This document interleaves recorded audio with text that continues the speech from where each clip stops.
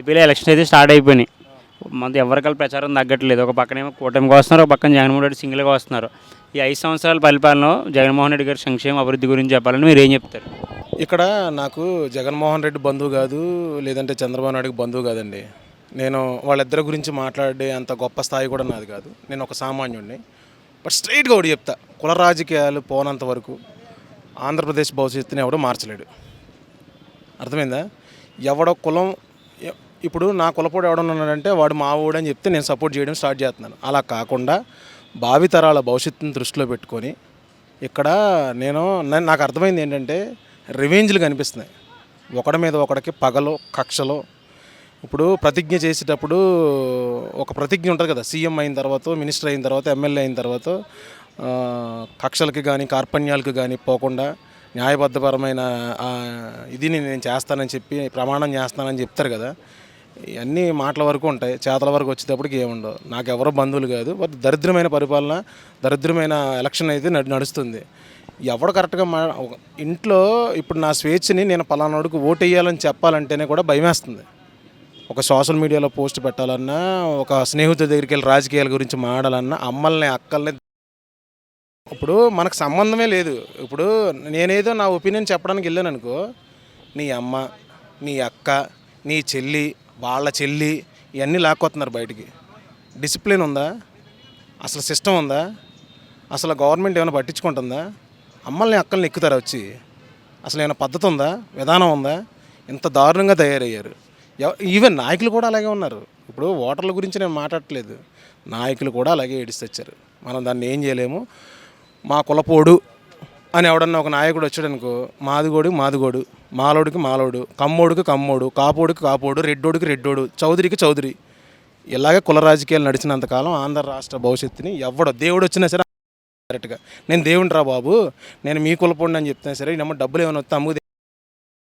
అలా ఉన్నారు జనం. ఎంత సొల్లు. ఇప్పుడు నాయకులు ఏమనుకుంటున్నారంటే మేము చాలా మేధావులమే, మా దగ్గర డబ్బులు ఉన్నాయి, మేము నైట్ ఏమైనా చేయగలుగుతాం అనుకుంటున్నారు.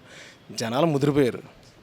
చేతిలో స్మార్ట్ ఫోన్స్, ప్రపంచాన్ని చేతిలో కూర్చొని చూస్తున్నారు. ఇంత ముదిరిపోయారు. డబ్బులు తీసుకుంటారు, ఓటు ఎవరికి వేయాలి అలా వేస్తారు.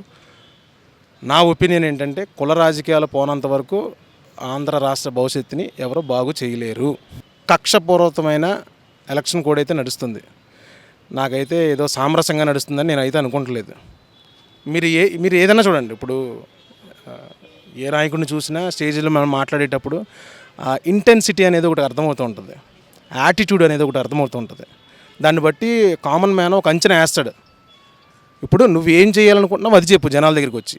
నేను ఇది చేస్తా, నేను గెలిస్తే ఇది తీసుకొస్తా, మీ పిల్లల భవిష్యత్తుకి అది చేస్తా, మీ పిల్లలకు బట్టలు ఇస్తా, బూట్లు ఇస్తా, చదువులు చెప్తా, పుస్తకాలు ఇస్తా. ఎవరేం మాట్లాడుతున్నారు?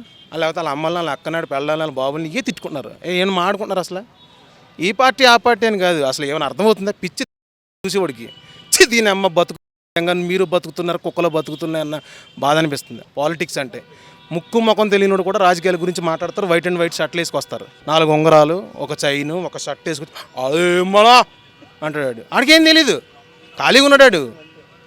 ఆడు ఖాళీగా ఉన్నాడు, ఇంట్లో వైట్ షర్ట్ ఒకటి కుట్టించుకుంటాడు, మెడిసిన్ షాప్కి వెళ్ళి వస్తాడు, ఛాతీలా 2 అంగుళాలు పైకి వస్తుంది, ఇలాగ ఆడదానికి వచ్చినట్టు మాట్లాడుతుంటాడు. ఇదా పద్ధతి? ఏమైనా అర్థమవుతుందా? ఓ చదువు లేదు, సంస్కారం లేదు, అమ్మల్ని అక్కల్ని లాక్కొస్తారా? ఇదా భావితరాల భవిష్యత్తు గురించి మాట్లాడే విధానాలు? కక్ష రాజకీయాలు తప్ప నిజమైన రాజకీయాలు ఎవడు చేస్తున్నాడు? ఓపెన్గా మాట్లాడుకుందాం. ఎవడని చేస్తున్నాడా? నా కులపోడు అయితే నేను మాట్లాడతా, లేదంటే టాపిక్ వేస్ట్. అలా ఉన్నాయి రాజకీయాలు. వేస్ట్ బై దరిద్రం. అలాగే పిఠాపురం నుంచి పవన్ కళ్యాణ్ గారు పోటీ చేస్తున్నారు కదా, ఈసారి ఆయన విజయ అవకాశాలు ఎలా ఉండొచ్చు?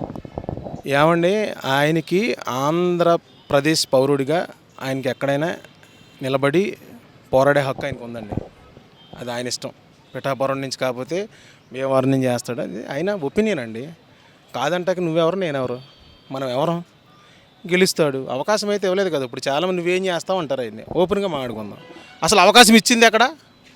మీరు ఇవ్వండి. ఫస్ట్ ఇచ్చి ఒక కాన్స్టిట్యున్సీని అప్పచెప్పి నువ్వేం డెవలప్ చేయడా 5 సంవత్సరాల తర్వాత మాట్లాడుకోవాలి.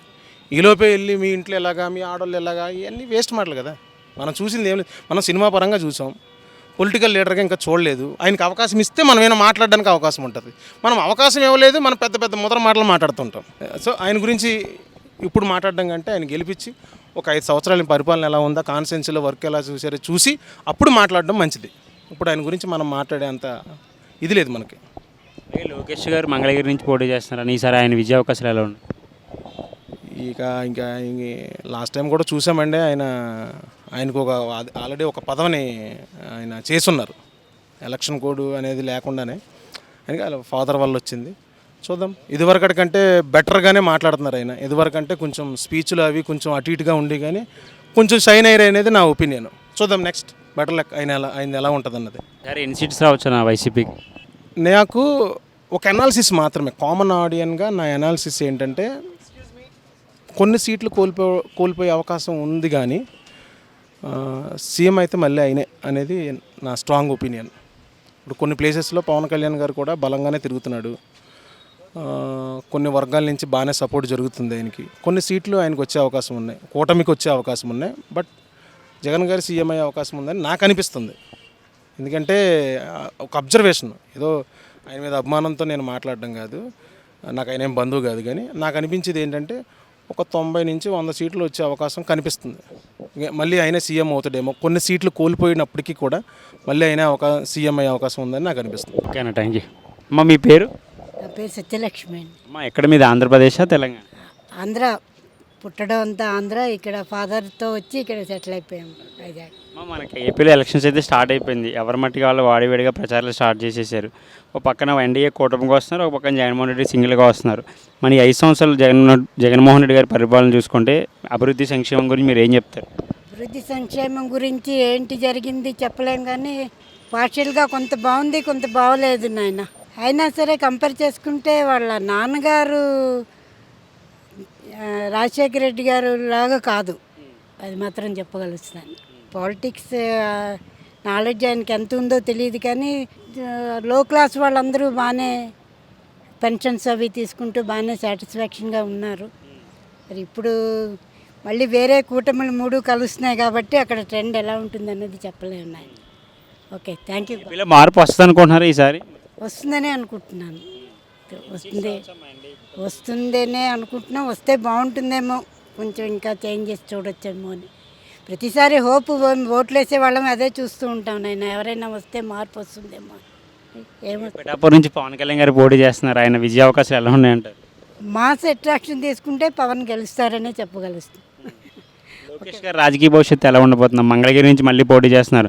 బిఫోర్ ద కంపేర్ చేసుకుంటే ఇప్పుడు చాలా ఆయన ఇంప్రూవ్ అయ్యారని చెప్పేసి అంటున్నారు. మీరేమంటారు? ఇంప్రూవ్మెంట్ అయితే కనిపిస్తున్నది. కొంచెం అతనికి ఎక్స్పీరియన్స్ వచ్చింది. వాళ్ళ ఫాదర్తో ఉండి వేరే విధంగా అయినా సరే ఆయన చంద్రబాబు నాయుడు వరకు వెళ్ళలేని కష్టం. ఆయన పాలిటిక్స్ వేరే ఉంటుంది. ఆయన ఎందుకు దిగిపోయారు అన్నది చెప్పలేం, కానీ ఆయన ఉన్నప్పుడు బాగానే ఉండింది నాయన, అదే చెప్పగలను. ఓకే అమ్మ, థ్యాంక్ యూ.